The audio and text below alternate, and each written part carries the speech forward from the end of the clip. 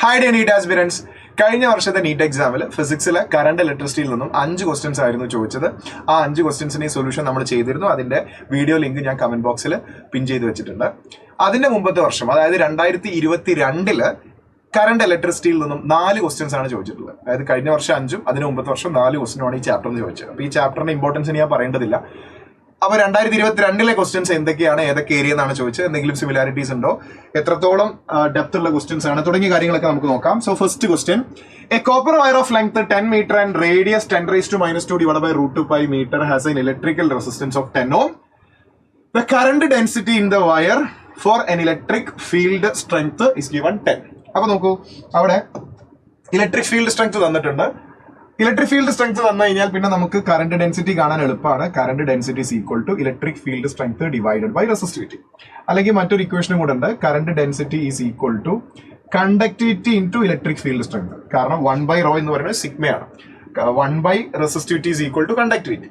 Okay, അപ്പൊ നമുക്ക് first resistivity കണ്ടുപിടിക്കാം. Resistance is equal to ρL/A. So resistance into area of cross section divided by length is equal to resistivity. So datas ഒക്കെ തന്നിട്ടുണ്ട്. അപ്പോൾ resistivity കണ്ടുപിടിക്കാം. Rho is equal to R, resistance is 10 ohm into area of cross section πr² ആണ്. Radius ആണ് തന്നത്, പക്ഷേ datas ഒക്കെ വളരെ ഫേവറബിൾ ആയ ഡാറ്റാസ് ആണ് നമുക്ക് തന്നിരിക്കുന്നത്. πr², so π into radius square. 10⁻² divided by √2π square ചെയ്താൽ 10⁻⁻4 divided by length. Length എത്ര? Length is also 10 meter. 10. അപ്പൊ 10ഉം 10ഉം ക്യാൻസൽ ആവും, പൈയും ക്യാൻസൽ ആവും. So resistivity is 10⁻⁻4. റെസിസ്റ്റിവിറ്റി 10⁻⁻4 കിട്ടി. Then current density J is equal to electric field strength divide by resistivity. Electric field strength 10 ആണ്. 10 divided by 10⁻⁻4. -4 മുകളിലേക്ക് പോയാൽ +4 ആവും. So J is equal to 10⁻+4ഉം ഓൾറെഡി അവിടെയുള്ള 10ഉം കൂടെ ചേർത്താൽ 10⁻5 is the answer. That is option 2 is the right answer. അടുത്ത ക്വസ്റ്റ്യനിലേക്ക് പോകാം. As temperature increases electrical resistance. Temperature കൂടുമ്പോൾ റെസിസ്റ്റൻസിന് എന്താ സംഭവിക്കാം? നോർമൽ കണ്ടക്ടേഴ്സിന് ടെമ്പറേച്ചർ കൂടുമ്പോൾ റെസിസ്റ്റൻസ് കൂടും, നിങ്ങൾക്കറിയാം.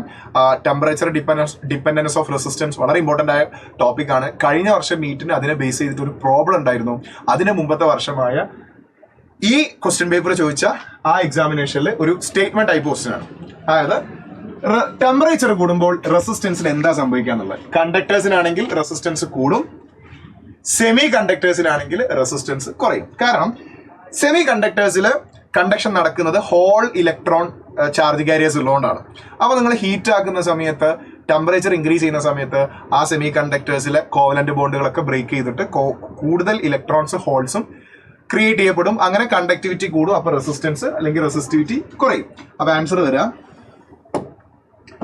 റെസിസ്റ്റൻസ് ടെമ്പറേച്ചർ ഇൻക്രീസ് ചെയ്യുമ്പോൾ resistance increases for conductors but decreases for semiconductors. കണ്ടക്ടേഴ്സിനെ സംബന്ധിച്ചിടത്തോളം ടെമ്പറേച്ചർ കോഎഫിഷ്യന്റ് പോസിറ്റീവ് ആണ്, ആൽഫ പോസിറ്റീവ് ആണ്. സെമി കണ്ടക്ടേഴ്സിനെ സംബന്ധിച്ചിടത്തോളം ആൽഫ നെഗറ്റീവ് ആണ്. ബാക്കിയുള്ള ഓപ്ഷൻസ് വായിച്ചാൽ തെറ്റാണെന്നുള്ളത് നമുക്ക് മനസ്സിലാവും. അടുത്ത ക്വസ്റ്റ്യനിലേക്ക്, question number 3. 2 resistors of resistance 100 ohm and 200 ohm are connected in parallel. ആ പാരലൽ വളരെ ഇമ്പോർട്ടന്റ് ആണ്. Electrical circuit, the ratio of thermal energy developed in 100 ohm and 200 ohm. 100 ohമിലെയും 200 ohമിലെയും thermal energy അല്ലെങ്കിൽ പവർ അങ്ങനെയൊക്കെ പറഞ്ഞ് ക്വസ്റ്റ്യൻ ചോദിക്കാം. റേഷ്യോ ആണ് നമുക്ക് കണ്ടുപിടിക്കേണ്ടത്, ശരിയല്ലേ? ഇത്തരം ചോദ്യങ്ങൾ വരുമ്പോൾ പല കുട്ടികൾക്കും ഉണ്ടാവുന്ന കൺഫ്യൂഷൻ ആണ്. പവർ അല്ലെങ്കിൽ ഹീറ്റ് ജനറേറ്ററിന് I²RT എന്ന ഇക്വേഷനും യൂസ് ചെയ്യാം, അല്ലെങ്കിൽ V²T/R യൂസ് ചെയ്യാം. ഇവിടെ H-ഉം R-ഉം ഡയറക്ട്ലി പ്രൊപ്പോർഷണൽ ആണ്, ഇവിടെ H-ഉം R-ഉം ഇൻവേഴ്സ്ലി പ്രൊപ്പോർഷണൽ ആണ്. ഏത് ഇക്വേഷൻ യൂസ് ചെയ്യണം? പലപ്പോഴും നമ്മൾ പറയാറുണ്ട്, പ്രൊപ്പോർഷണാലിറ്റി ചെക്ക് ചെയ്യുന്ന സമയത്ത് മറ്റുള്ളവരിൽ ആരൊക്കെയാണ് കോൺസ്റ്റന്റ് എന്നുള്ളത് നോക്കണം. ഇവിടെ കറണ്ട് കോൺസ്റ്റന്റ് ആണ് എങ്കിൽ നിങ്ങൾക്ക് H is proportional to R എന്ന് എഴുതാം. വോൾട്ടേജ് കോൺസ്റ്റന്റ് ആണ് എങ്കിൽ you have to use H is inversely proportional to R. അപ്പൊ അതിന് കണക്ഷൻ ഏതാ നോക്കണം. This is parallel connection. 2 റെസിസ്റ്റൻസും പാരലൽ ആയിട്ട് കണക്ട് ചെയ്താൽ രണ്ടിന്റെയും പൊട്ടൻഷ്യൽ ടെർമിനൽസ് സെയിം ആയതുകൊണ്ട് രണ്ടിന്റെയും പൊട്ടൻഷ്യൽ ഡിഫറൻസ് ആയത് വോൾട്ടേജ് സെയിം ആണ്. Or we know that parallel കോമ്പിനേഷനിൽ വോൾട്ടേജ് സെയിം ആണ്. പാരലൽ കോമ്പിനേഷനിൽ വോൾട്ടേജ് സെയിം ആണ്, വോൾട്ടേജ് കോൺസ്റ്റന്റ് ആണ്. അങ്ങനെ ആകുമ്പോൾ we have to use this equation. Current different ആണ്.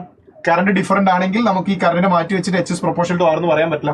സോ വോൾട്ടേജ് സെയിം ആയത് കാരണം H1 അത് കിട്ടിക്കഴിഞ്ഞാൽ പിന്നെ ഒന്നുമില്ല ഇത് ചെയ്യാൻ. നിങ്ങൾക്ക് വാല്യൂസ് നോക്കി തന്നെ ആൻസർ പറയാൻ പറ്റും. H1 divided by H2 is equal to R2 divided by R1. R1 100 ആണ്, R2 200 ആണ്. So that is 200 divided by 100. 0 0 cancel. 2:1 is the correct answer. That is option 4 is the right answer. Clear ആണോ? റെസിസ്റ്റൻസിന്റെ combination കഴിഞ്ഞ വർഷത്തെ question പേപ്പറിലും നമുക്ക് ഉപകാരപ്പെട്ടിട്ടുണ്ട്. അപ്പോൾ റെസിസ്റ്റൻസിന്റെ combination വളരെ ഇമ്പോർട്ടന്റ് ആണ്. അതിന്റെ ഒരു കണക്ഷൻ ആണ് ശരിക്കും അതുമായി ബന്ധപ്പെട്ട് എക്സ്റ്റെൻഡ് ചെയ്തുകൊണ്ട് നമുക്ക് പറയാൻ പറ്റും.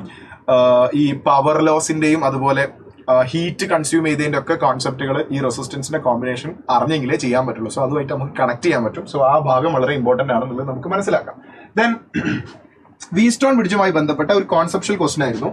ഈ ക്വസ്റ്റ്യൻ ശരിക്കും NCERT എക്സാംപ്ലറിൽ കൃത്യമായിട്ട് എക്സ്പ്ലെയിൻ ചെയ്ത ഒരു കോൺസെപ്റ്റ് ആണ് ഈ ക്വസ്റ്റ്യൻ എന്ന് പറയുന്നത്.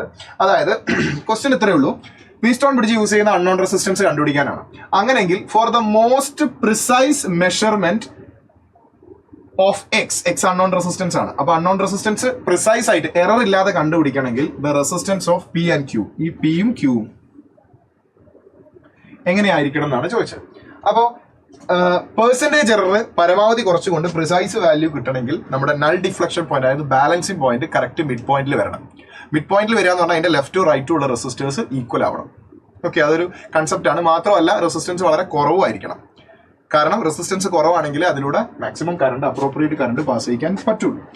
അങ്ങനെ നോക്കുന്ന സമയത്ത് പിന്റെയും ക്യൂവിന്റെയും വാല്യൂ, പിന്റെയും ക്യൂവിന്റെയും വാല്യൂ അപ്രോക്സിമേറ്റ്ലി ഈക്വൽ ആവുകയും വേണം. Then the values are very small ആവുകയും വേണം. അപ്പോൾ by concept option 4 is the right answer. Option 4 is the right answer.